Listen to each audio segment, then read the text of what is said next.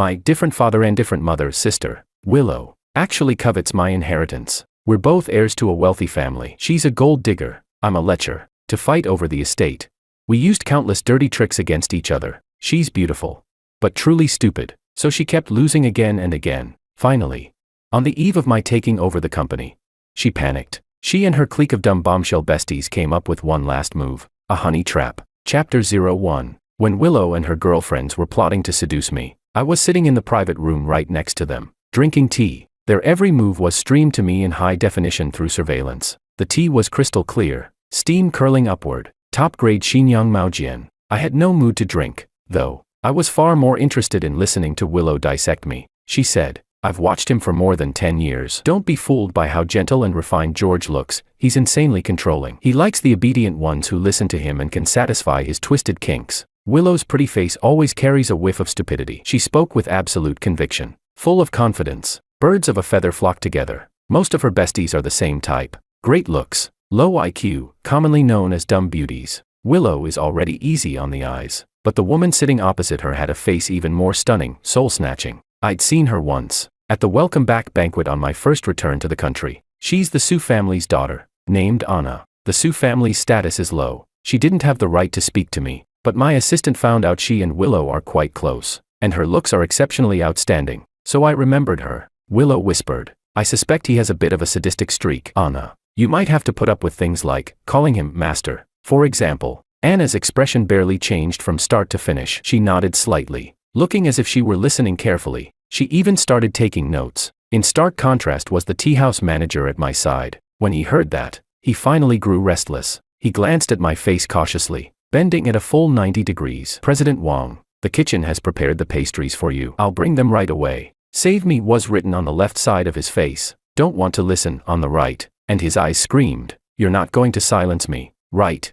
Honestly, those few words don't count as some great aristocratic secret. I don't mind others hearing them. Willow's suggestion is actually quite practical. We grew up together. After all, she knows me well, but I don't like forcing people. So I nodded and said gently, pack it up. I'll take it with me. Thanks for the trouble. There was no need to keep listening. Since childhood, she's never had anything that could threaten me in the slightest. Willow is still the same, not worth fearing. So dumb it's almost endearing. Chapter 02. The boxed pastries ended up on my family's dining table. My mom loves sweets. She ate several pieces and wouldn't stop praising them. Willow got home just a step after me and, urged on by my mom, ate one too. Although our relationship is terrible, there's one thing we tacitly agree on. No matter what, if there are people at home, we act harmonious. Like now, she asked brightly, where did you buy these? They taste great. I looked at her pleasantly and smiled. If you like them, sister, I'll buy more for you next time. We were friendly and affectionate, like a pair of real siblings. My mom patted my shoulder with a cheerful smile. All right, I know you two get along. Go rest early. Tomorrow we'll go cut the ribbon together. A new resort our family opened was having its grand opening. All four of us had to attend the ribbon cutting. We responded dutifully, but the moment my mom left, our expressions faded in unison. Willow gave a little scoff, rolled her eyes, and said, I don't usually hear you call me sister. I smiled, unconcerned. Vice President, you must be joking. At the company we keep things strictly professional. Of course, my parents haven't retired, and I've been the legitimate heir since childhood. Employees and outsiders are used to calling me President Wang. Willow's rank is below mine. She's a deputy, so I'm happy to needle her with that title. Sure enough, Willow's face flushed red with anger. She regulated her breathing, curled her lips, and said, you can't handle all those women, yet you still have to keep it professional with me at work. Willow has introduced me to plenty of girls. Whatever their personalities, their looks were top tier. They're skilled at every kind of eating, drinking, and having fun, clinging to me every day, trying to make me lose interest in business. Her ulterior motives are obvious. Honestly, I'm not very interested. First, I prefer making money. Second, Willow herself is very pretty. I've seen exceptional faces since I was a kid, and I'm immune to them by now. Still, when I'm bored, I'll indulge Willow and hang out with them a bit. Like tonight. If I hadn't gotten word in advance and gone to eavesdrop on Willow's plotting, I should have been on a date somewhere with the 36D top-tier model she set me up with. Just to unwind, I asked.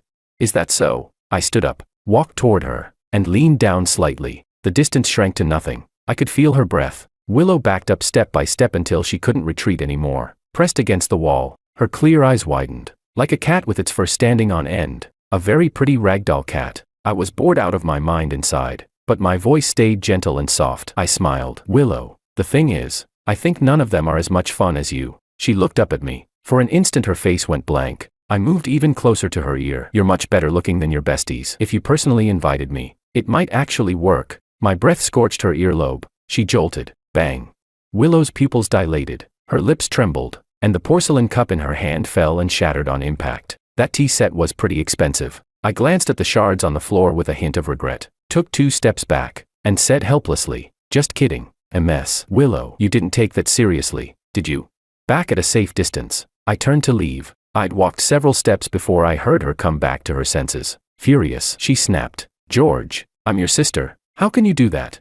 Chapter 03. Willow is my sister, but we share no blood. She was a baby, barely a month or 2 old, when my uncle suddenly brought her home from outside. He was already married then, so the whole thing was absurd and shocked the entire family. Even when my aunt threatened divorce, my uncle refused to reveal who the child was. Grandpa finally sent someone to investigate and discovered Willow was my uncle's first love's posthumous daughter. My uncle and that first love were 2 first-rate hopeless romantics, the kind who lose their heads over love. They split only because my uncle went abroad, and the breakup was a whole life-or-death melodrama. Later they finally cut contact, and Grandpa even breathed a sigh of relief. Who knew the first love fell ill, had nowhere to turn, and came to my uncle to entrust him with the child, and my uncle, stubborn to the end, actually brought the now orphaned Willow back. For my aunt, the truth was a bolt from the blue. She even resembled that first love a little. Better not dwell on that. Thinking about it is sheer humiliation. They divorced afterward, and my uncle died of depression in less than a year. Willow became a hot potato. It would have been easier if she were truly my uncle's child, but she wasn't related to him at all. Grandpa didn't want to take care of her. My aunt had long since gone abroad and remarried, and my dad stayed silent at first. Willow nearly ended up in an orphanage. My mom was the one who brought her home. After all, my uncle might have been a fool, but he treated family with nothing but kindness, and the child was innocent. My mom was already pregnant then. Her maternal instinct kicking in, she just couldn't watch it happen. She told my dad, just treat it as finding George a companion. Of course, this wasn't trouble-free for us, because Willow's identity was hard to explain, and to keep her from living under strange looks, our family always said she was an adopted child. My parents treated Willow as their own daughter. To protect my uncle's reputation, they didn't even tell me. I dug it up myself, but rumors always swirl. For example, that Willow was actually my dad's illegitimate daughter, and, just like her love-addled mother, Willow doesn't have the sharpest brain. She believed it. Then she decided to fight me for the inheritance. As kids, it was with tasty treats and fun toys. Grown up, it was getting others to dangle tasty treats and fun toys. In short, she wanted me to slack off, drown in indulgence, and turn into a spoiled second-gen rich kid. Too bad,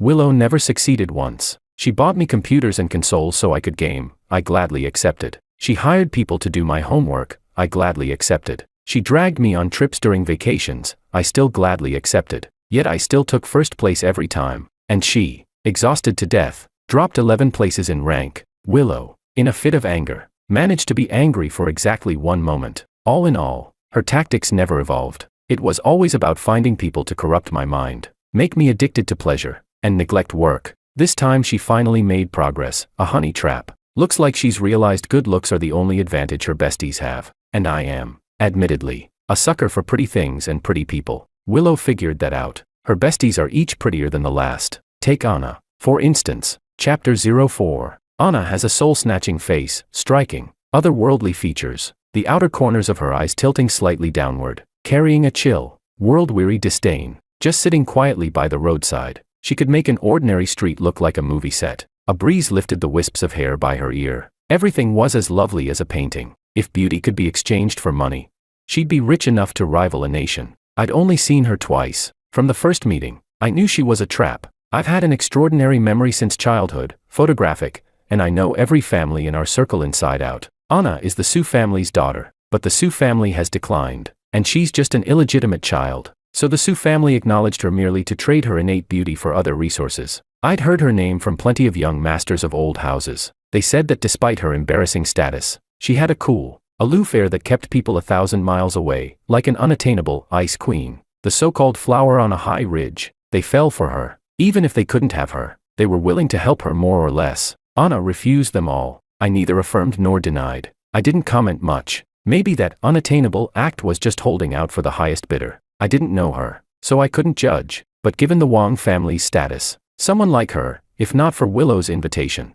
would never have gotten into a banquet where I was the main character. Willow's tricks are always so adorably blunt, no novelty whatsoever. Still, when Willow delivers a gift to my door, out of courtesy and acknowledgement of her taste, I sometimes accept it. Like this time, our third meeting, I told the driver to stop the car. This road is the only way to the resort, and I'd heard with my own ears the plan Anna and Willow made to stage a chance encounter. But I don't like embarrassing people. Even if I knew full well it was a clumsy setup long in the making, I wouldn't expose it. I rolled down the window and said gently, "Ms. Sue, what a coincidence. What are you doing here?"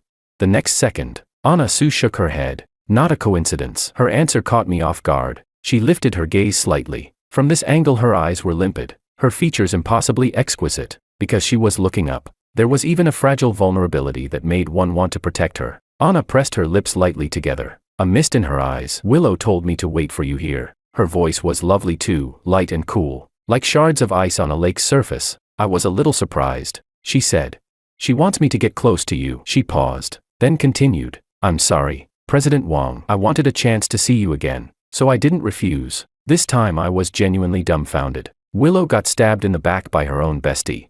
If she knew Anna defected the instant she saw me, would she cry from anger?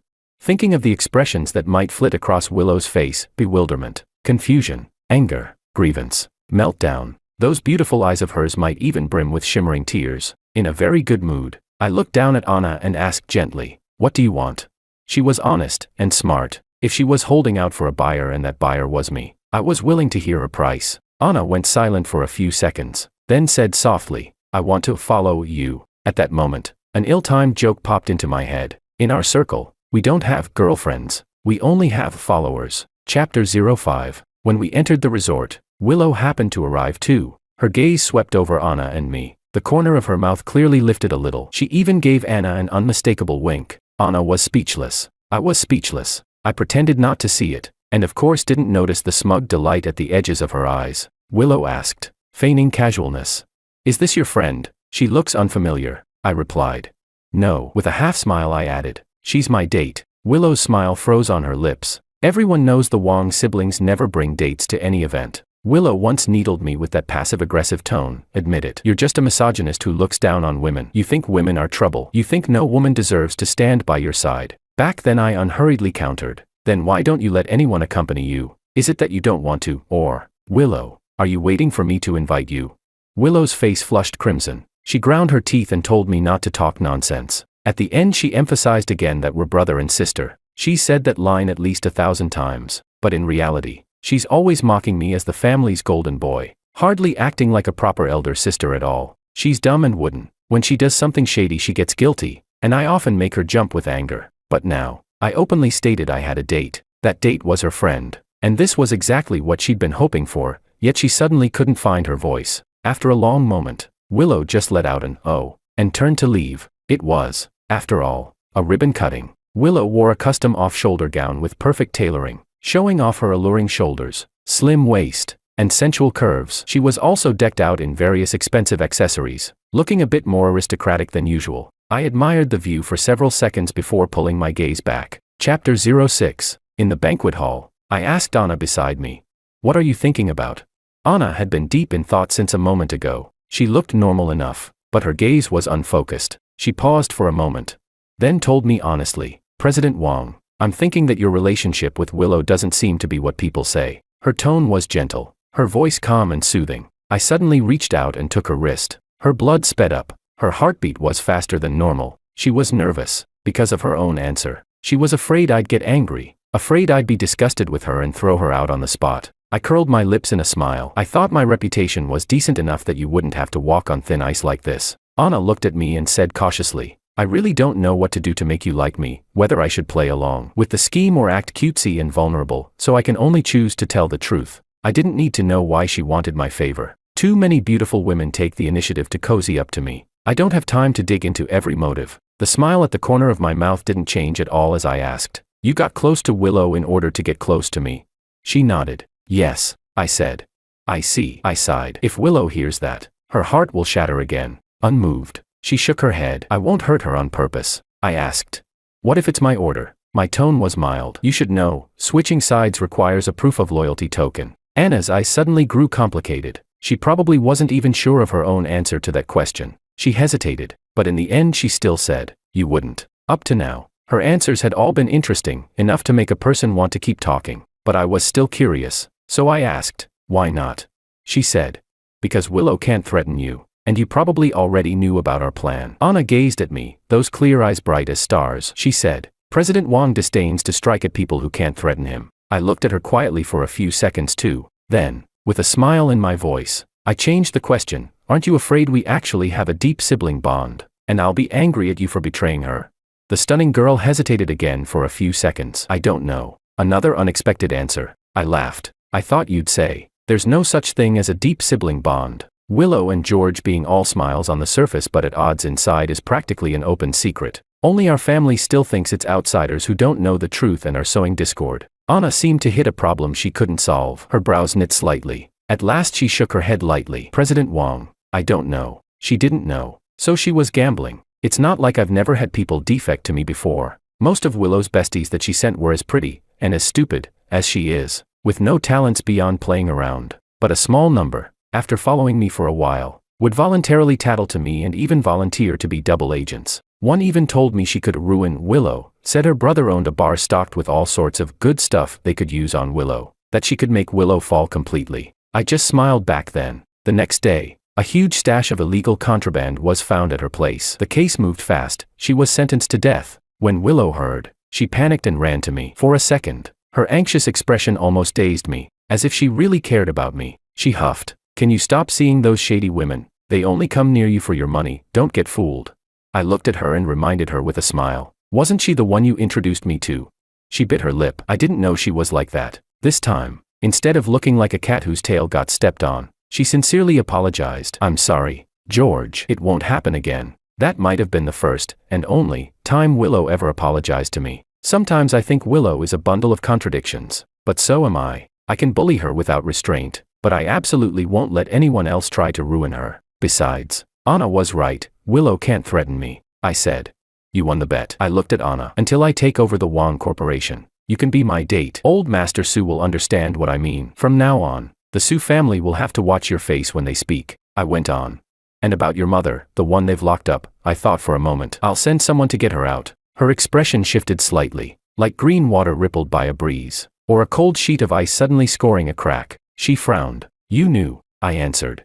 Of course I knew. Beauty is a resource, and a passport. From the moment Anna displayed that stunning capital, she was destined to lose her freedom. The mother trapped in a cage is the tie she can't cut. She wants to use my status to escape the Su family's control. Plenty of people offered to help her, some even sincerely, but none of them could. Young Master Chan couldn't. Young Master Ito couldn't. Young Master Kim couldn't. President Ku couldn't. Only President Wang could. Because I'm the Wang heir, so I can. Light from the banquet hall fell on the wine glass in my hand, refracting into a kaleidoscope. She looked at me. When she lifted her eyes, the faint melancholy in her cheeks was almost heartbreaking. "But President Wang, I don't have enough chips. I only have myself. Is that enough?"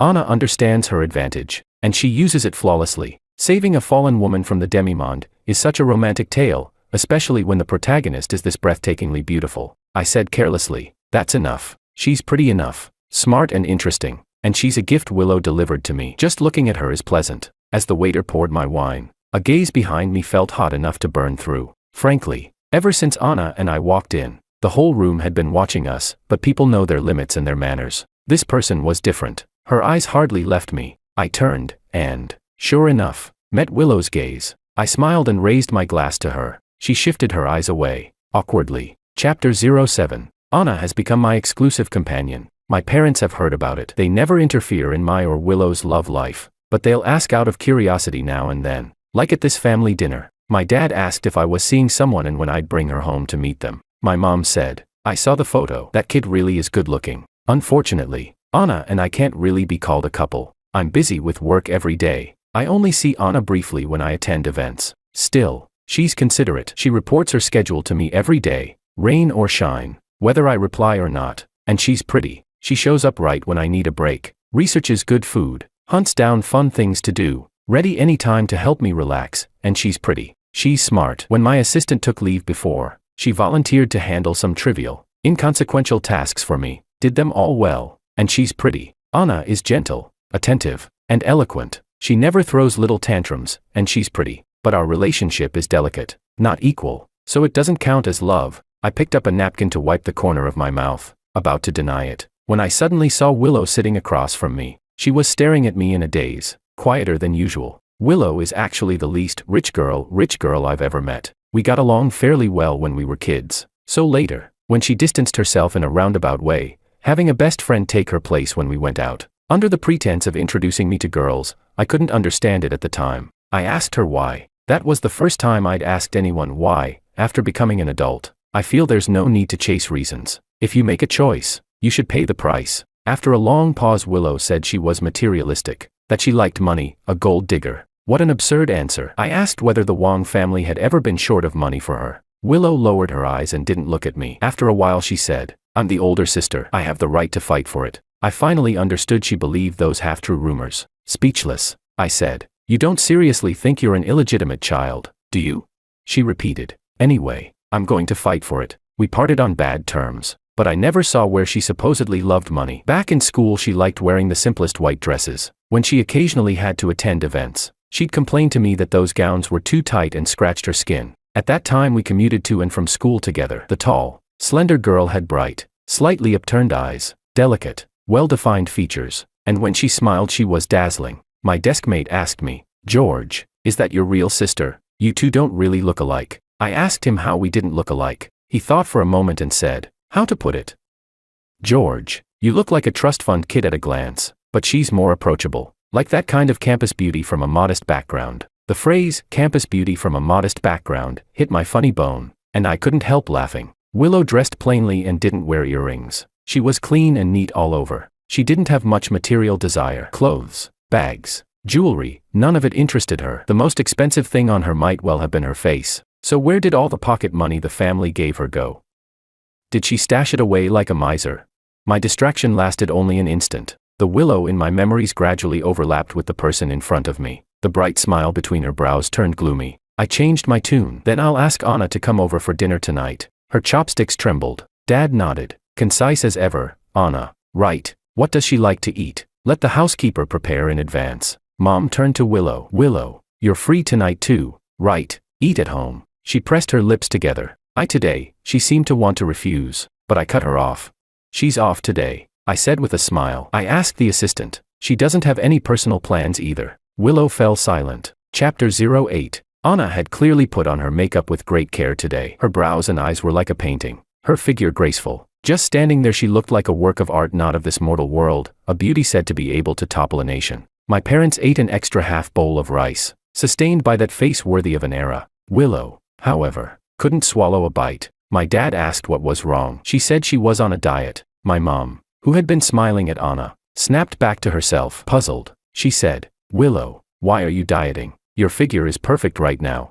Normally I'd tease along, but today I naturally picked up a piece of lamb chop, crispy outside, tender inside, and placed it on Anna's plate. "If you like this, have more." Anna tilted her head to look at me, the light falling into her eyes, rippling, as if carved and polished, awash with too many indescribable emotions, like a Berlin fog. Her pale lips pressed together to reveal a hint of blood red, the finishing touch on an exquisitely sculpted face. Her beauty had no trace of earthly smoke and fire. There was a chill like someone standing alone on a mountaintop, and a world weariness like someone lost by a moonlit lakeshore. But when she focused on someone and then smiled, well, in the words of the internet, even the coldest man couldn't help but stir. Under the table, Anna lightly scratched my palm with her finger. I turned my head and smiled at her but didn't respond. Over the years, people like this have been as common as carp crossing a river. Sometimes even on the street, a young, pretty girl would accidentally fall right in front of me. So I knew perfectly well, she was seducing me. From the first day she smoothly became my companion.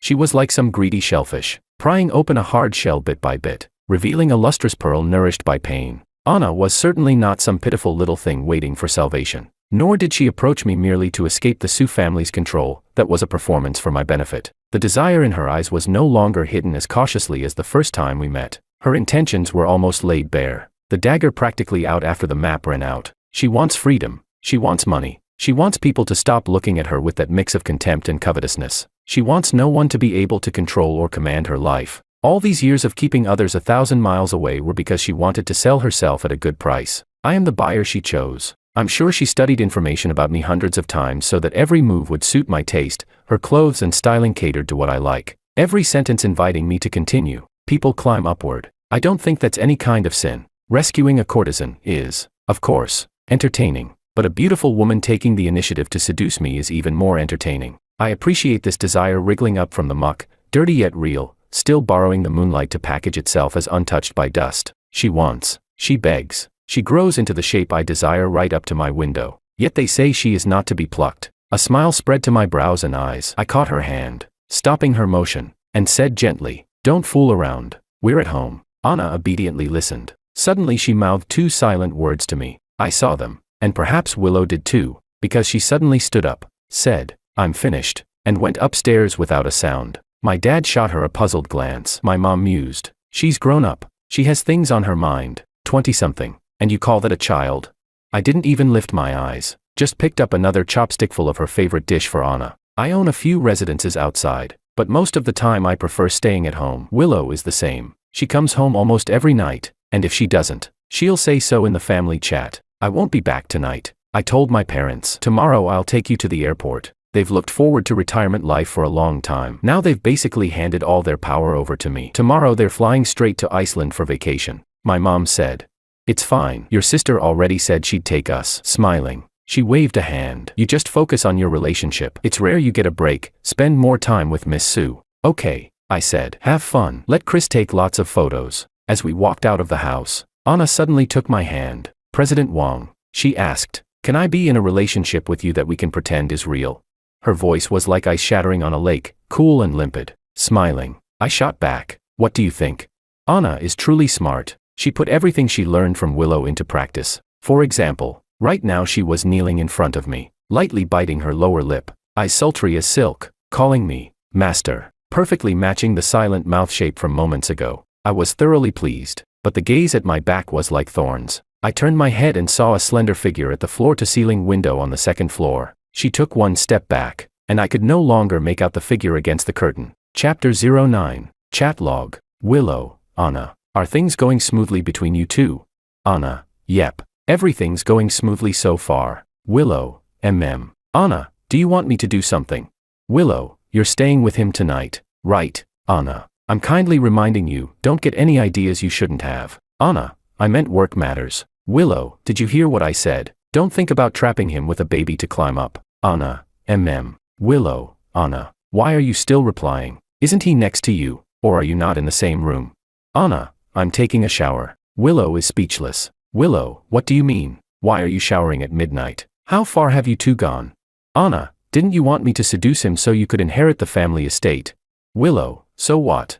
"No." Anna. "I feel guilty. I only thought you'd just get in touch with him. I didn't expect you to sell your body." Willow. "How about this? This must be painful for you too. Let's not keep making mistakes. Leave now. I'll clean things up and make sure he doesn't give you trouble." Willow. "Come out quickly. I'm waiting at the door." Anna. "Where are you?"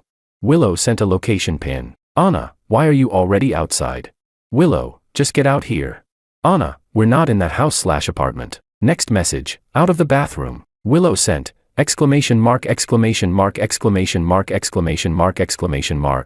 Willow. "Which house are you in? Make it clear." When I was looking at this chat log, Anna was nestled in my arms. I stroked her smooth skin, my hand sliding over her soft belly. Her eyes were closed, tame and obedient like the white cat I had as a child. I hadn't asked for anything. She handed me her phone on her own, but that was a conversation from midnight. It was now 10 in the morning. Sunlight filtered through the curtains. Curious, I asked, "Did you do it on purpose?" She opened her eyes, paused imperceptibly, and said, "Yes." My tone gave away no emotion. "Why?" She said, "I showed you because I figured you'd want to know." Anna's voice was frank. "And I only showed you today because I had my own agenda. I didn't ask anything else." She didn't say anything more either, just put on her clothes, carefully smoothing every crease in her dress. Before leaving, she said, "President Wong." I turned back. She said, "After you leave, do I still belong to you?" Anna spoke very, very slowly. I gazed quietly at her, almost glowing in the daylight. Language is an art. For example, she indirectly said she believes I care about Willow. She hinted that Willow's existence threatens her. She knows I like honest women, But she's also afraid I'll dislike this perceptive cleverness in judging people. Willow was right. I have a crazed need to control and possess. I like beautiful creatures existing for me. She's mastered little tricks like this to perfection. Of course, I said, gently. The password is your birthday. Come stay whenever you want. I'll come see you whenever I'm free. Her eyes curved as she smiled. Okay. Her smile was like a sudden crack in a glacier, spring bursting forth, riotous with life. Chapter 10. I went back to the company. Even though today was my day off, my parents handed over a lot of work before they left, and I had to look it over myself. By the time I got home, it was already late at night. Willow's and my rooms were originally both on the second floor, but back when we were in school, she suddenly said the view on the third floor was better and moved alone into the guest room up there. Sometimes I think her acting is really clumsy. For example, during that conversation that was basically our rupture, the pain she tried to hide in those eyes that seemed to burn with resentment still spread out easily. Exactly like now. We suddenly locked eyes at the stair landing. Why did you come back? After a long moment, she spoke first, unclear who she was explaining to. I was thirsty. Came down for a drink. There's a mini fridge in her room, and when I drove in, I clearly saw someone standing on the third floor balcony. Willow, you saw I was back and couldn't wait to come down to greet me. I looked at her and drawled. So you were that eager to see me? Her expression was as dramatic as an overturned paint palette. She bit her lip hard and couldn't get a word out. I climbed the stairs one step at a time, watching her fingers gripping the railing go white. If I were her, I'd say, don't flatter yourself, but Willow can't even curse. Every time she's mad enough to jump up and down, she just ends up with reddened eyes, saying harmless nonsense, no bite at all. There was no one else at home. My parents had given the household staff time off. Her feet seemed rooted to the floor. She didn't move for a long while, probably waiting for me to brush past her, but I stopped one step in front of her and didn't move. I looked at her from below, my gaze landing on the faint mole between her collarbones. I'd noticed that mole back when we were studying. She'd be doing homework across from me, long lashes lowered, completely unaware that I was staring at her neck thinking who knows what. I reached out, touched that mole, my fingertip even lingered there, stroking it, a little too familiar. Willow's expression shattered. She slapped my hand away in panic, her voice trembling. George, I'm your sister. There it was again, that line, heavy with admonition. But who exactly she was reminding, only she knew. In the past I would step back, delighting in watching her flustered, ashamed, and furious, jumping up and down, but not today. I smiled. Sister, I thought you wanted me to kiss you. Her face went blank, her body started to tremble. My fingertip slid upward, caressing her cheek, finally resting on her soft lips. She has a full, rounded Cupid's bow. Her lips are rosy, the corners naturally upturned. They look very kissable. I've seen her in countless states: joy, sorrow, anger, feigned anger, shock, panic, fear, even self-loathing. There's only one expression I've never seen. On a guest right. I care about Willow. It's just that I was born cold and unfeeling when I thought she was my sister. Maybe I cared quite a bit. After I found out she wasn't, that care dwindled to a sliver. That sliver lets me stand aside, as she wished, keeping a not too far, not too close distance. That sliver, however, also makes me feel a flicker of irritation and pity when I learn she might have been wandering somewhere unknown all night, waiting. George. She looked like she was about to cry. Those usually lively, clear eyes were shimmering with tears. Rarely, she showed weakness to me, whispering, don't treat me like this. Chapter 11. Don't do this to me. I can't refuse you. Don't do this to me. I have to refuse you. Don't do this to me. She was begging me. I don't like forcing people, but when I walked closer and saw Willow lower her head, cheeks flushed, I had to admit I was addicted to that feeling. It gave me joy and an unexpected sense of satisfaction. I smiled. What does it matter? I touched her eyes, leaned in, lowered my voice and said, enunciating each word, no one is home. No one will see. No one will find out. As the words fell, I clearly saw something in her eyes shatter. Waves surged, gathering into an indescribable storm at sea. The next second, she closed her eyes, rose on tiptoe, grabbed my hand and covered her lips with it. Then she kissed me through that hand. I've seen her in thousands of forms. Only one I had never seen, her lost in desire. Willow is, of course, very popular. With such a pretty face and that bold, radiant aura, there are countless boys chasing her. But she has never had a boyfriend. There isn't even a single man around her who's even slightly close. She didn't date when we were in school. After graduation she refused an arranged marriage. My mom even asked her anxiously, Willow, why don't you date? Don't you have someone you like? Willow pouted. I'm busy. She rolled her eyes at me laughing on the side and said, I have to work. Really? She actually wasn't that busy. Later, when we went to the company together, I joked with her. Sister, If you really want to date but don't have time, just give all the work to me. She glared at me with those bright eyes, snorted, and said, in your dreams. She seemed angry. I thought she was mad because she felt I was trying to drive her out of the company. Later I learned she was angry because I had no reaction at all to her wanting to date. Back then I dissected her psychology coldly, looking at Willow with suspicion. I never treated her as an enemy, but I knew that if she wanted to steal my power, I'd show no mercy, even if she seemed harmless, even if she said she had the right to fight yet truly did nothing. Willow simply stopped standing by my side and instead introduced one best girlfriend after another to me. I've never been fervent about romance. Ambition and desire seemed to flow naturally in my blood. So when I belatedly realized she might be hiding some strange secret, I found it absurd. My sister, she's like those heroines in cheap romance novels, pure as jasmine. I tested her again and again, convinced she was pretending, but again and again, I got answers beyond my expectations. More than 20 years of pampered living didn't nourish her greed. Instead, it nourished a love she couldn't put into words. She doesn't scheme to cheat the Wang family out of its estate, nor does she dream of trampling the Wangs underfoot. She wants me to kiss her. Chapter 12. Her long hair was loose, falling over Willow's shoulders. Those beautiful, peach blossom eyes lost focus. Fine sweat beaded on her forehead and dampened her hair. I looked up, savoring her expression in that moment, and once again let the pads of my fingers rest on her trembling collarbone. She was like a gift about to be unwrapped by my own hands. But the next instant, my fingers slid down from her collarbone, treating her softness with roughness. Her breathing turned rapid, the mist in her eyes surged, about to crack open a slit of clarity. Willow, I murmured in her ear, do you not want to be my sister? Of course she doesn't. My beautiful but foolish sister. Perhaps the moment she realized her feelings had overstepped, she chose to push me away, and found a clumsy, yet sufficient, reason to make me wary. She knows me too well, she answered reflexively. I don't, really. I feigned thinking. Then why, at a moment like that, did you call my name? She stared at me, stunned and flustered, as if stripped naked in public, though right now she was indeed almost stripped bare. I smiled wickedly. I heard you. You called George. I never go up to the third floor to look for her. That day, the power suddenly went out at home. It was hot, and I suddenly wanted one of the cold drinks in her mini fridge. Water was rushing in the room. I knocked. She didn't hear. I just opened the door. I've always been this way with Willow. I can invade her territory without scruples. Then I heard her voice. She was panting softly, calling my name. George. Sultry, yearning, husky, choked, pained, pitiful and adorable. It sounds nice, I said. Our noses touched. I lowered my voice. Call it again. Let me hear. George. For a moment, she let out a coquettish little sound. I loosened my grip on her hand slightly, kissed the small mole at her collarbone tenderly, then suddenly bit down, like a predator clamping onto its prey the moment it relaxed its guard. But she didn't show a hurt expression. She went along with everything I did, only protesting softly, as if making one last struggle. I'm your sister, I laughed. We're not related by blood, she asked.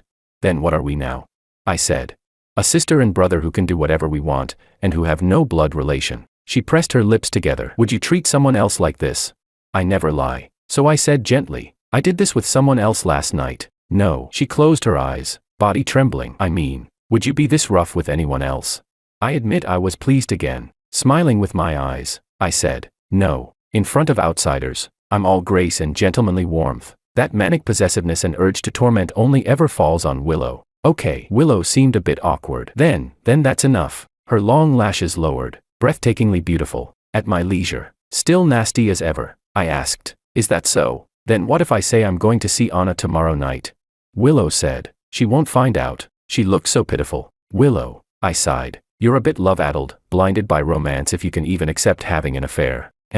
She didn't refute, didn't blow up, just said softly, I really do love you. I froze, for only a few seconds. She wore a comfortable but not quite luxurious dress. That exquisitely carved face my classmate once teased as a campus beauty from a modest background. The most valuable thing about her seems to be this heart, one that's not quite like anyone else's. I didn't ask her why. I didn't offer anything equivalent in return. I simply declared quietly, domineeringly, then you can only keep letting me do whatever I want to you. Chapter 13. The next day, I video called my parents. They looked great, grinning as they said, once we're back, you'll officially take over Wang Corp. We're planning a trip around the world. Okay, I nodded. My mom suddenly asked, how's Willow? I kept a straight face. She's fine. Fine. My mom lifted her brows, met my eyes, then couldn't help but snort with laughter. Anyway, your dad and I can't control you. Do whatever you want. I've always thought my moral sense was pretty low. It has nothing to do with my education. There must be some genetic factor, probably inherited from these two parents of mine who love to watch the drama. After hanging up, I stepped out of the room and said to Willow, who looked like her whole body was itching, making 800 little fidgety moves a second, from now on, no need to sneak around at home. Willow's face was one big question mark. You just told them straight up? She asked, incredulous. Yep, I replied. They accepted it. Suspicion flashed across her face. You're not lying to me, are you? I gazed at her quietly for a few seconds, then sighed. Actually, Mom's heartbroken, Dad's furious, and they said they're kicking me out. Willow tensed instantly, her voice shaking. If anyone's getting kicked out, it's me. What does it have to do with you? I'll talk to them, but getting kicked out is rough. You have to leave with nothing. I said. That's fine. I don't care, she answered. I was speechless. Okay then, how are you going to explain it to them? I'll say. The tips of her ears flushed red, her tone floated, lips pressing together. I'll say I shamelessly seduced you, climbed into your bed of my own accord. This time I actually laughed out loud. Willow, seduce me? Climb into my bed? Who would believe that? My mom and dad would probably laugh until they shook. Just kidding, I said. They actually accepted it. Willow was speechless. Realizing I'd toyed with her, she glared at me, furious. I'm your sister. Half smiling, I said. You mean the sister I can do whatever I want with? I hadn't finished when she, terrified, hooked her arms around my neck and kissed me. Her body heat seemed to hit ignition point, almost steaming. Don't say it. Her cheeks were scarlet, like a boiled lobster. Willow cares about a lot of things. Gossip, our parents' feelings, other people's opinions, but I don't care. In truth, as long as you're at the top, no one dares stick their beak in. In this circle, there are far too many who step over their own siblings' corpses to rise. Being unfilial is praised as decisive and ruthless. A heartless nature is jokingly called having great tactics. And what have I done? Just slept with a sister who shares no blood with me. Just kept an astonishingly beautiful Anna as a bed buddy. My business partners might even compliment my taste. The other family heirs might come to pick my brain, asking how I came up with this move, folding a competitor straight into my pocket. Chapter 14. Anna wasn't kept in the dark about what happened between Willow and me. She's countless times smarter than Willow. When she showed me that chat log, or maybe even when Willow first approached her, she'd already guessed things would end up like this. She doesn't buy the whole illegitimate daughter rumor floating around our circle either. She told me, if she were really an illegitimate daughter with blood ties, you'd have dealt with her long ago. I was speechless. Huh, am I really that authoritarian, that cold-blooded? Seems I am. Unlike Anna, Willow would only assume Anna didn't reply because Anna had fallen in love with me. In her mind it's perfectly normal for everyone to fall for me. I have no idea how her brain works. Clearly, falling in love with money, power, and status is what's normal. So she angrily warned Anna. During a voice call, Anna asked me softly, do you need me to keep it from Willow? Let her think I don't know. I answered. As you wish. I was in the middle of prepping the handover for taking the chairman's seat, my tone casual. Then a bit of mischief sprouted. Don't tell her, let me do it. Okay. Anna was briefly stunned, then asked, tonight, are you going home? I said. She didn't speak again, paused for a second or two, then hummed. Okay. Right before hanging up, she suddenly asked, President Wang. What? I said. Our relationship, will it change? Her tone was calm, rippleless. Anna is good at putting on a front. When she talks to me, there's always a hint of feigned harmlessness and obedience. The tail ends of her sentences tinged with expectation. But when she forces herself to sound composed, her voice turns like it is now, cool and distant. I thought for a few seconds and said, tomorrow I'll have Linda take you to pick an evening gown for the next gala. She asked, puzzled. What?